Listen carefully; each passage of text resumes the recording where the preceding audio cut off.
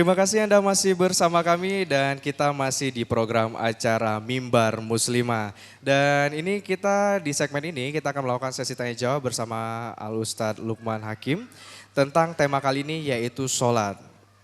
Ustadz, tadi di segmen sebelumnya kita sudah mendengarkan ceramah agama dari Ustadz tentang sholat. Dan di sini banyak sekali ibu-ibu yang ingin bertanya. Gimana kalau kita buka sesi tanya jawab Ustadz? Oke. Dan kepada ibu-ibu yang ingin bertanya, kami persilahkan. Oke, mungkin Ibu.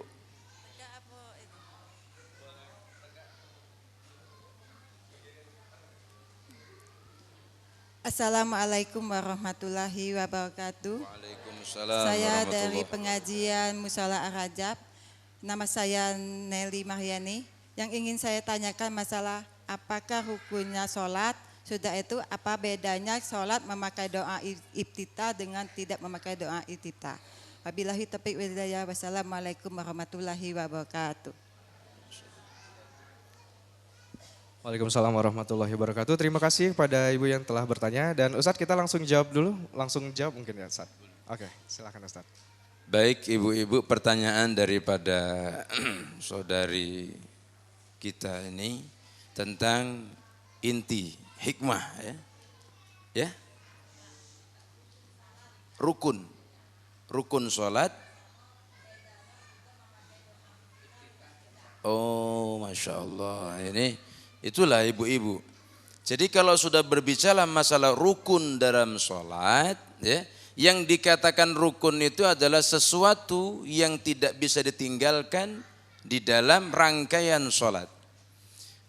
Rukun di dalam sholat itu ada 3, rukun qauliyah, ada 2, rukun qauliyah dengan rukun fi'liyah. Ada rukun yang berkenaan dengan ucapan, ada rukun yang berkenaan dengan gerakan. Kita orang yang sholat harus bisa membedakan mana di antara rukun yang wajib dengan yang sunnah. Sebab ada di sana itu sunnah ab'ad dan sunnah hayat.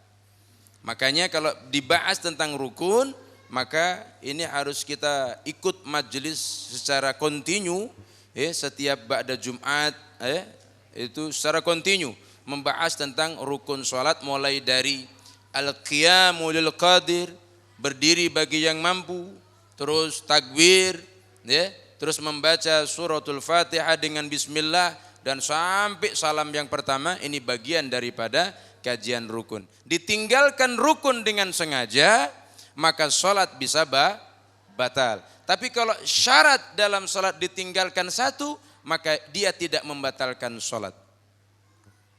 Contoh, kalau umpamanya kita sholat menghadap kiblat di atas kapal, tiba-tiba kapalnya menghadap ke timur, kita nggak boleh juga berubah posisi. Tetap kita menghadap, sekalipun dia kapal tadi menghadap ke timur, kita nggak boleh pindah posisi.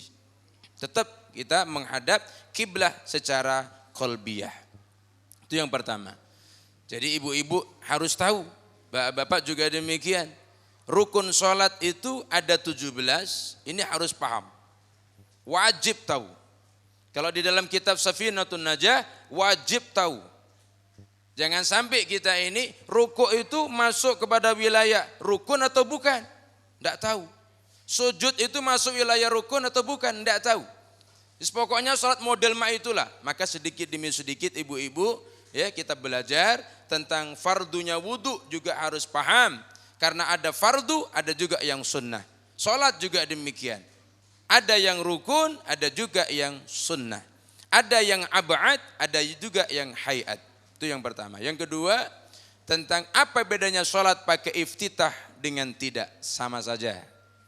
Ya, sholat kita pakai iftitah boleh, tidak pakai iftitah juga tidak jadi persoalan. Kenapa? Sebab bacaan iftitah itu termasuk bacaan sunnah. Apalagi sholat taraweh kakek. Sholat taraweh kadang-kala iftitah nggak dibaca lagi. Kenapa? Karena perjalanan taraweh itu cepat. Ya, habis niat Allahu Akbar, biasanya langsung Fatihah, nggak pakai lagi yang nanya iftitah. Kenapa? Karena iftitah itu di samping sunnah. Yang kedua, karena jamaahnya bukan 1, 2 tapi banyak, sebagaimana saran Nabi, fakhaffif, ringankan kalau kita sholat sedang berjamaah. Jadi boleh iftitah dibaca, boleh juga tidak dibaca. Apa bedanya? Tidak ada beda.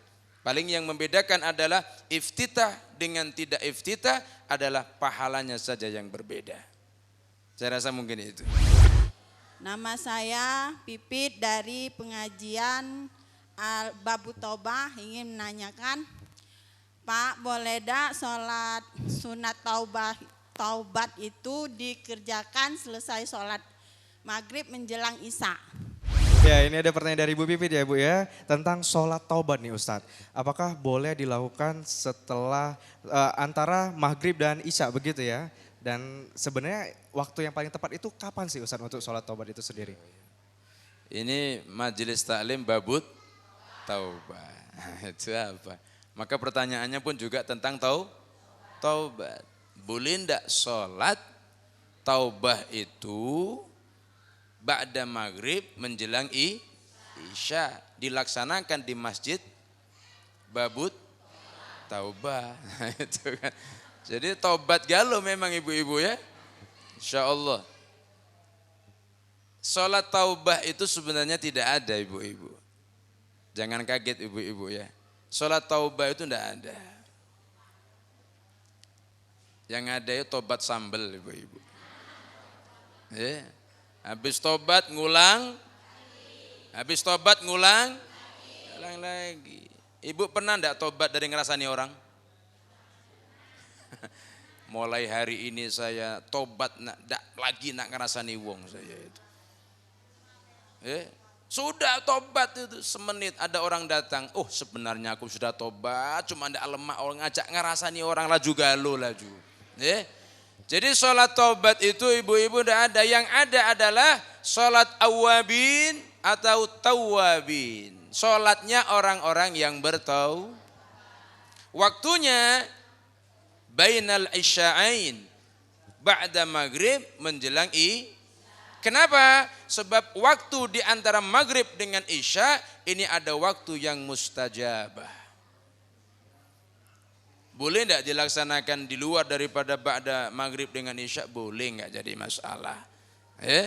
Cuma yang terkenal di masyarakat adalah sholat taubah. Sebenarnya enggak ada sholat taubah, yang ada adalah sholat awabin. Sholatnya orang-orang yang bertaubat. Maka disimpulkan di sana adalah sholat mutlak. Kalau rawatib jelas ibu-ibu. 2 rakaat sebelum zuhur, 2 rakaat ba'da zuhur, sudah jelas itu. Selebihnya itu termasuk ada yang bagian kepada sholat mutlak yang tidak boleh dikerjakan ketika waktu makruh atau haram. Seperti ketika matahari pas di pucuk, enggak boleh sholat taubah. Ba'da asar, enggak boleh sholat taubah. Ba'da subuh, enggak boleh sholat taubah. Kenapa? Karena mutlak bila hajah. Kalau ada sebab, sampean masuk masjid, ba'da asar, tahiyat masjid enggak apa-apa. Kenapa? Karena ada sebab. Dan itu jelas. Kalau taubah, enggak ada sebab. Nah tinggal sekarang itu kalau sampai sholat taubah, untuk ganjaran apa enggak?